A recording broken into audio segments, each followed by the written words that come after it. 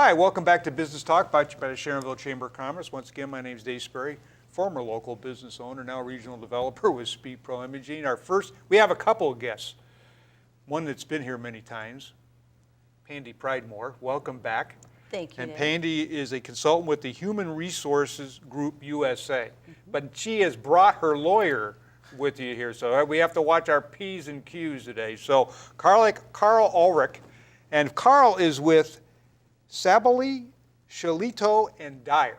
I probably butchered that pretty well too. It's close. Sebaly, Shillito, and Dyer. But anyway, it's got three other people involved, so we're going to really behave ourselves because Pandy's here to talk. They're here to talk HR and all the things that we should do and should not do, right? And it happens every day.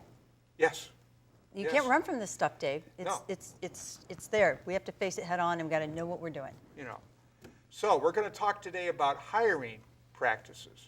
Yes. There's a good way to doing it, and then there's ways we want to avoid. And if we have time, we'll talk about firing practices. But we'll start with hiring. Okay.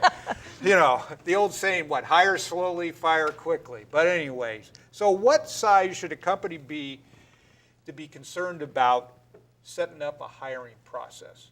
Well, you're going to hear Karl and I go over this every single time. As soon as you decide to hire one person, start thinking in those terms. I agree. I mean, I think it doesn't really matter your size. You may have different considerations. Your larger corporation, larger business, hiring more people, probably has other issues to deal with than a smaller mom and pop type of shop. But I think you need to have a hiring process in place, regardless of the size of the company. And why should there be a hiring process? Well, To avoid people like you? Or Jump on it, Karl. well, Jump on it. Nothing personal, Karl. No, but absolutely. I mean, Jump on it. so that we're not writing you big checks or Sure, You know. sure. Well, that's a very good. Yeah. That's a very good answer to the question. Yeah. I think so. You're not writing somebody like me big checks. I mean, I wouldn't mind if you Yeah. wrote me a big check, but that is really what you want to try to avoid. You want to try to have a hiring process, I think, so that you have systems in place that you follow on a relatively consistent basis. And consistency is key, because the more consistent you can be, the more defined, the more articulated the process can be from the beginning, the less likely you're going to get involved in cases involving discrimination, for example, where you've treated one person differently, or where you've inadvertently run afoul of background check laws or things along those lines. There are a number of regulatory issues in the hiring process that you want to be concerned about. So a process that is designed and that is consistent across the board would generally be lower risk for people. If you're just doing it off the cuff, if you're just winging it in the hiring process, the risk is higher that you're going to somehow, even if you didn't intend to do it, be perceived of as having stepped over a boundary somewhere. So the process remains consistent even though you may be hiring for different jobs within your company. I think that's correct, yeah. You know. So what are some of the best practices or best processes in hiring? Well, I think first of all, from my perspective, you want to identify a person who is going to kind of be the coordinator of the process. Not the only person who's going to be involved. Who's going to be involved, but somebody to coordinate the process. And then to identify who's going to be involved. And I think, you don't want a single person making a judgment or determination. You want a group of people with access to similar types of information. And I think that's a useful exercise, because whatever predilections any particular individual might have would be essentially minimized by a group, being involved in the process. So what you're saying is that there should be a number of people that interview these candidates depending on the job function. I agree. Yeah, I think that's one of the components, I think, of a good hiring process. Mm-hmm.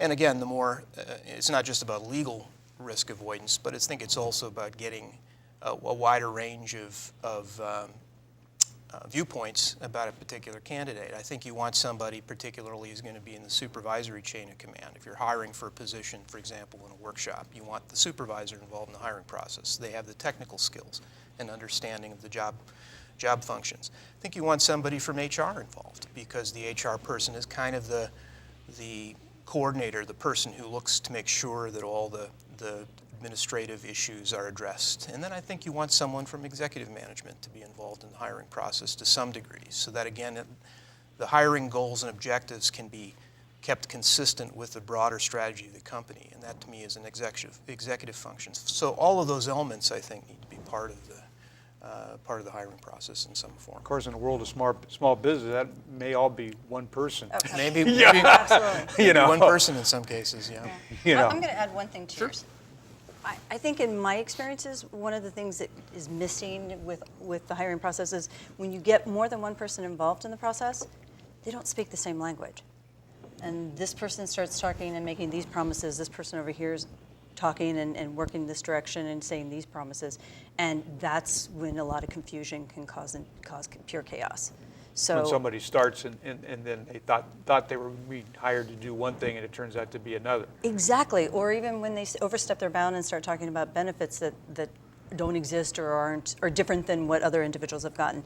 I think speaking the same language, making it very clear what this individual is coming in for, the needs of the business at hand that they're going to be attending to, and then how the steps of the process of going from an applicant to a candidate and then to an actual final candidate, how all that works, because, oh my goodness, I've seen messes in with that direction. Well, that kind of leads into the next question, is there a difference between the recruitment process and the hiring process?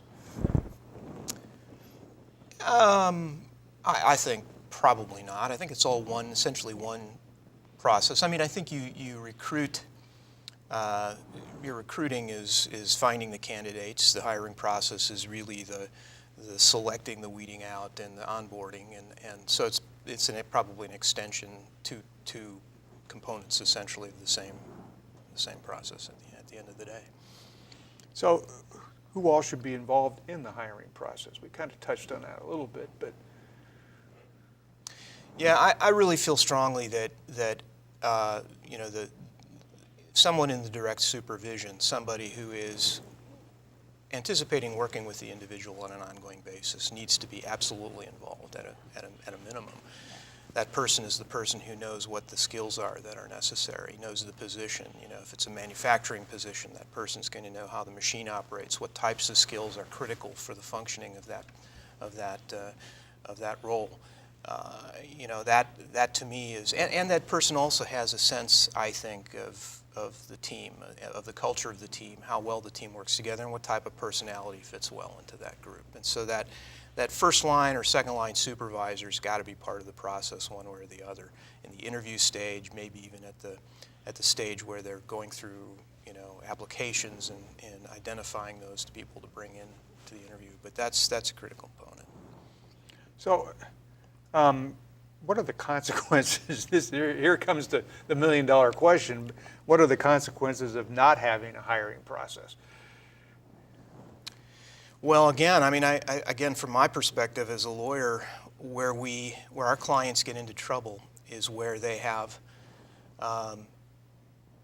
attempted to do something without following consistent procedures. There can sometimes be a perception when you've hired somebody on the fly that, for whatever reason you haven't treated that single individual the same as other applicants for whatever reason. True. Right, wrong, or indifferent, the perception can be there. And I think so one of the risks that you face, certainly, especially if you're in an organization that does a lot of hiring, that has a significant amount of turnover, that is looking at a lot of candidates on a regular basis, consistency is very important to reduce legal risk. Another area from my legal perspective is, particularly when you're hiring a technical person or you're hiring upper level executive or when you're hiring somebody in sales, I think what hiring entities and hiring people sometimes forget is they need to ask the question, are you bound by a non-compete agreement? Do you have agreements with other former employers that might restrict your ability to do the job as we hope you would be able to do it? Too often, those questions don't get asked until late in the process. People Or after they get hired. Or after they get hired, even worse, Yeah. right? And they've already invested in it, or the employee, because they want the job, fails to disclose that. So it becomes an issue later on for not just the employee who's restricted by the non-compete, but also for the hiring entity, because they're inevitably going to be brought into that litigation. And so just a matter of asking that question sometimes can reduce an awful lot of risk. And they may have an agreement, but you may still be able to work through a deal where the employee is able to work there subject to some waiver or some kind of an arrangement with the former employer that avoids misunderstandings. Yeah, I imagine that's a detail that gets overlooked quite often in It this does. day and age. It does, yeah. So how does a company go about beginning this process of creating a hiring process? Well, number one, they don't want to make it complicated. Let's remember, simple is better. And it's getting the group together as to who's going to participate and who's not. I think that's, even when it comes to constructing and creating the offer letter, they need to have a clear understanding of who's going to be doing that and what the content's going to be, and making sure that there's not some inconsistencies with that. I have to be very truthful. I'm going to expound on what you had just said on the previous issue. For me, I am still finding companies who don't even use updated or appropriate paperwork, and the introduction of certain paperwork into the hiring process. You know, I-9s are not to be handed out with an application. Background check forms should not be handed out with an application.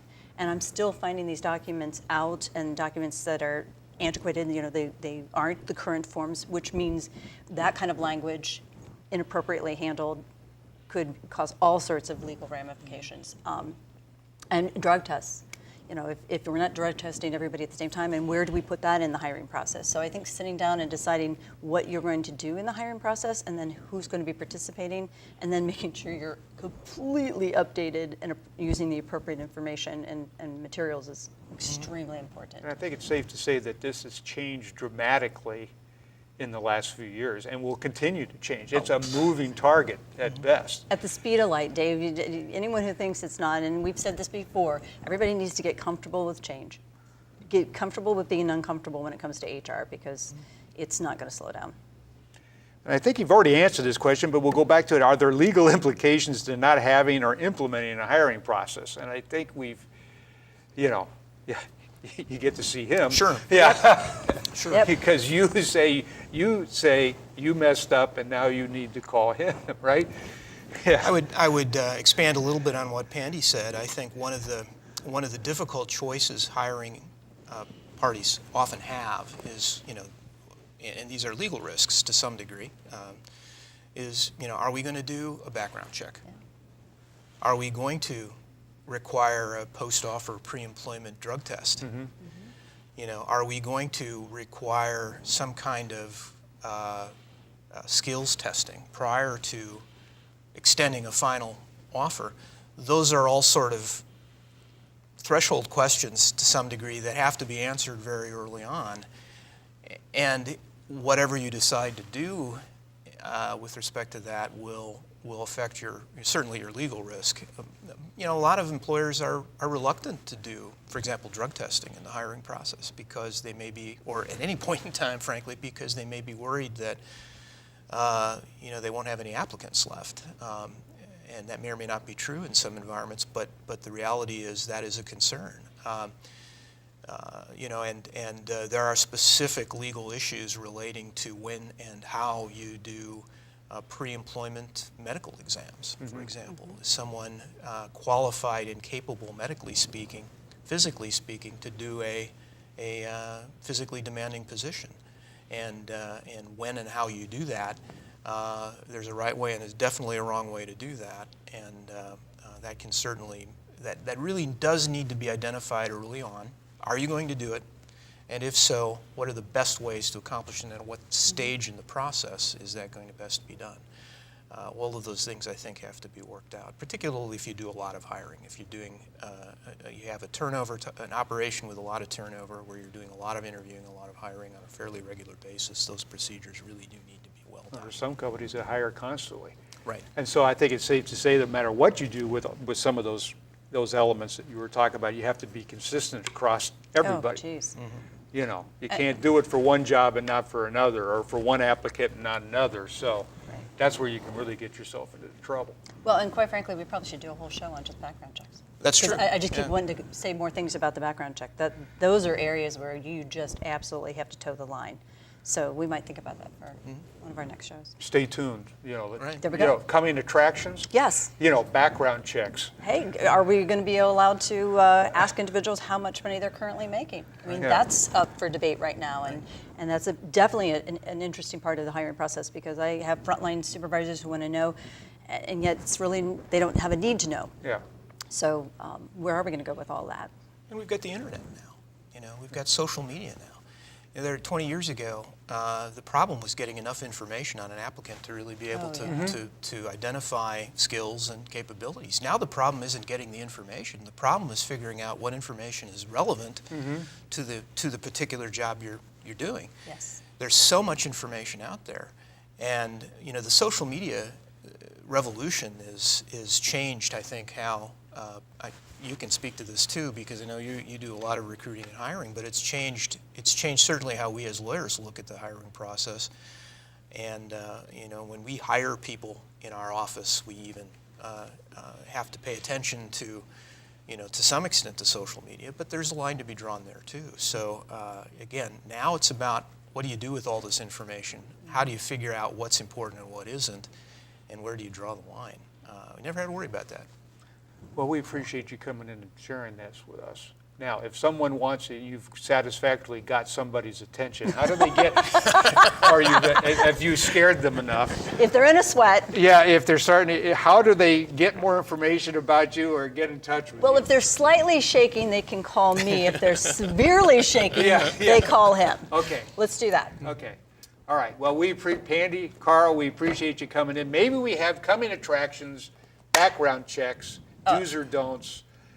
So stay tuned for coming attraction. Pandy, Karl, we appreciate you coming in and sharing that with us, and we appreciate all you tuning in to another business talk show brought to you by the Sharonville Chamber of Commerce. We hope to see you again next month. Thanks.